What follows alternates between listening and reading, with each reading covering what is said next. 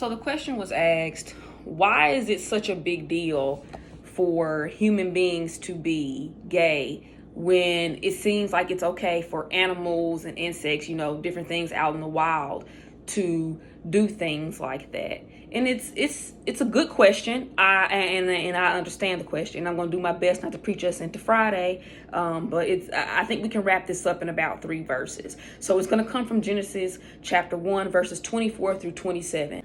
Real quick, it says that God said, "Let the earth bring forth living creatures according to their kinds, livestock and creeping things and beasts of the earth according to their kind." And it was so. And God made the beasts of the earth according to their kind, and the livestock according to their kind, and everything that creeps on the ground according to its kind. And God saw that it was good. So the beautiful thing, and I think I want you to take away from verse 24 is all the animal, all the livestock, all the insects, crickets, and everything that you see creeping on the earth, all that, right? God brought that forth through the earth, and he said that it was good. He liked that, right? Now it gets even better. In verse 26, God says, "Let us make man in our image." It doesn't say, "Let us make man forth from the earth." It doesn't say that. It said, "Let us make man in our image after our likeness." So we are made from the image and the likeness of God. But not only that, God goes on to tell us that we should have dominion over the fish of the sea, and over the birds of the heavens, and over the livestock, and over all the earth and everything that creeps on the earth, right? So if we're to have dominion over these things, if we are to be over these things, we cannot act in the same manner as these things. It's kind of like a parent. You can't act like a child trying to raise a child. If you have dominion, if you're over that, you can't act like that. You cannot conduct yourself in the same manner or the same behavior as that thing, right? And it gets even better because, God, right? In verse 27, so God created man in his own image. In the image of God, he created him. Male and female, he created them. So God didn't create 2 males. He didn't create 2 females. He created one of each. That's the beautiful thing about God. There is no gray area. There is no room for confusion. It's ABC 1, 2, 3. The beautiful thing that you have to grasp from this is everything comes forth from its own kind. So the apple comes from the apple seed. The banana comes from the banana seed. The dog comes from the dog. The cow comes from the cow. But this is what's beautiful about God. If we are made in God's image and we are from God, oh, this is beautiful.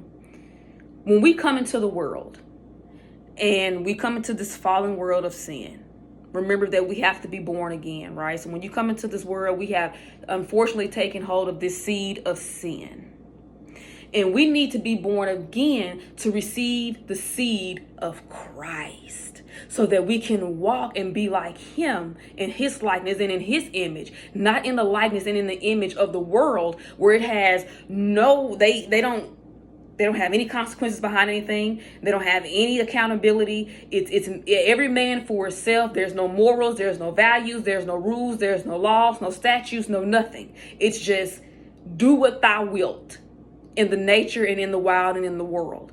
That's why it's important for us to be born again, to be born of the seed of Christ, because this is the easiest way I can break it down for you.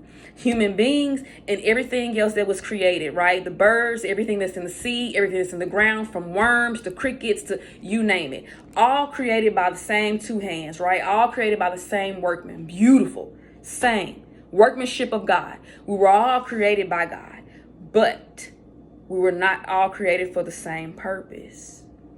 And so animals serve a different purpose in the earth versus what man serves. The things of the earth serve for the earth, but man serves for God.